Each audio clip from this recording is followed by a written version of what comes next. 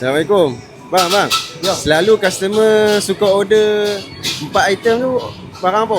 Barang apa abang? Senang je abang. Jom kita masuk dalam. Okay, 4 item hot item di Twin Cafe Suat 8 yang customer selalu order.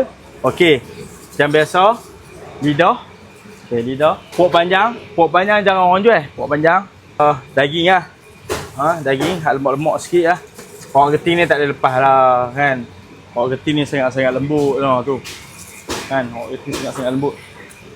Putih.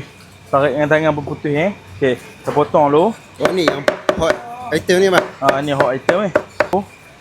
Daging. Daging selalunya kita timbang. Ni kita nak tunjuk apa lah kan. Ni saya nak makan. Okey.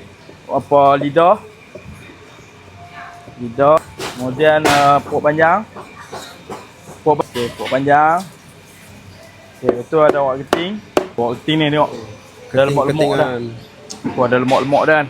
Daun sup dan bawang. Okey, mari. Mudah kan kita buh kuah. Okey. Kita buh kuah dulu. Okey, bukan itu saja kan. Ada tulang, ekor, kelempung, hati, lemak ada, meatball ada, tulang rusuk ada, lepas tu ada kelempung ada, ayam ada. Kan? Lepas tu macam-macam gearbox ada.